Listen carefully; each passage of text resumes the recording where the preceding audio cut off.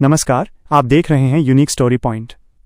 उत्तर प्रदेश की राजनीति में क्या 2027 में कोई बड़ा उलटफेर होने वाला है?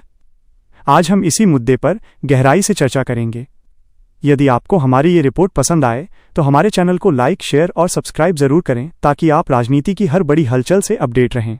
उत्तर प्रदेश की सत्ता का रास्ता लखनऊ से होकर गुजरता है और 2027 के विधानसभा चुनाव के लिए अभी से बिसात बिछनी शुरू हो गई है।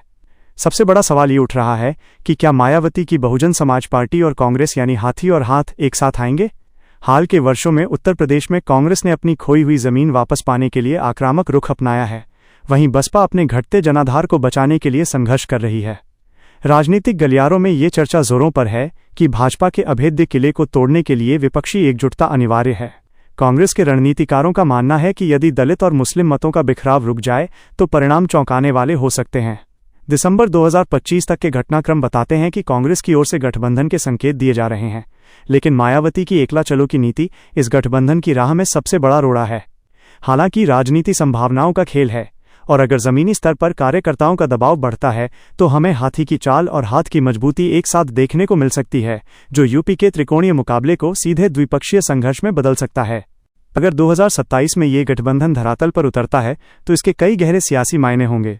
सबसे बड़ी चुनौती सीटों के बंटवारे और नेतृत्व को लेकर होगी। उत्तर प्रदेश में समाजवादी पार्टी पहले से ही कांग्रेस की मजबूत सहयोगी है, ऐसे में बसपा के आने से सीटों का समीकरण उलझ सकता है। क्या अखिलेश यादव और मायावती एक बार फिर पुराने मतभेदों को भुलाकर एक मंच पर आ पाएंगे? इसके अलावा बसपा का कोर वोटर दलित समुदाय क्या कांग्रेस के साथ उतनी ही सहजता से जुड़ पाएगा जितना वो पहले रहा है? भाजपा इस संभावित गठबंधन को अवसरवादिता का नाम देकर जनता के बीच ले जा सकती है, लेकिन दूसरी तरफ बेरोजगारी, महंगाई और संविधान बचाने जैसे भावनात्मक मुद्दों पर यह गठबंधन एक बड़ा नैरेटिव सेट कर सकता है। पश्चिमी उत्तर प्रदेश से लेकर पूर्वांचल तक अगर दलित मुस्लिम पिछड़ा समीकरण एकजुट होता है तो सत्ता की राह भाजपा के लिए कठिन हो सकती है। फिलहाल जनता की निगाहें मायावती के अगले कदम पर टिकी हैं। क्या वो अपने स्वाभिमान और अकेले लड़ने की जिद को पीछे छोड़कर गठबंधन का हिस्सा बनेंगी? 2027 का चुनाव न केवल यूपी का भविष्य तय करेगा बल्कि ये भी तय करेगा कि हाथी और हाथ का साथ भारतीय राजनीति में कितनी लंबी लकीर खींच पाता है। गठबंधन की चर्चा के पीछे सबसे बड़ा कारण उत्तर प्रदेश का जटिल जातीय समीकरण है। पिछले कुछ चुनावों में देखा गया है कि गैर जाटव दलित और अति पिछड़ी जातियों का झुकाव भाजपा की ओर बढ़ा है। कांग्रेस और बसपा का साथ आना इस वोट बैंक को दोबारा अपनी ओर खींचने की एक सोची समझी रणनीति हो सकती है। कांग्रेस अपनी भारत जोड़ो जैसी यात्राओं के जरिए युवाओं और वंचितों के बीच पैठ बनाने की कोशिश कर रही है, जबकि बसपा के पास अभी भी एक समर्पित कैडर बेस मौजूद है। यदि हाथी और हाथ मिलते हैं तो ये न केवल मुस्लिम वोटों के बिखराव को रोकेगा बल्कि सवर्णों का एक वर्ग जो कांग्रेस के प्रति नरम रहा है वो भी इस विकल्प पर विचार कर सकता है। हालांकि भाजपा की डबल इंजन सरकार की योजनाओं और लाभार्थी वर्ग को भेदना इस गठबंधन के लिए सबसे बड़ी परीक्षा होगी। क्या ये गठबंधन केवल कागजों पर मजबूत दिखेगा या फिर बूथ स्तर पर कार्यकर्ताओं के बीच भी तालमेल बैठ पाएगा? यह एक ऐसा सवाल है जिसका जवाब 2027 की चुनावी रैलियों में ही मिलेगा, लेकिन इतना तय है कि ये गठबंधन सत्ता के गलियारों में हलचल पैदा करने के लिए काफ़ी है। में समाजवादी पार्टी एक धुरी बनकर उभरी है। ऐसे में हाथी और हाथ के करीब आने से सपा की भूमिका पर भी गहरा असर पड़ेगा।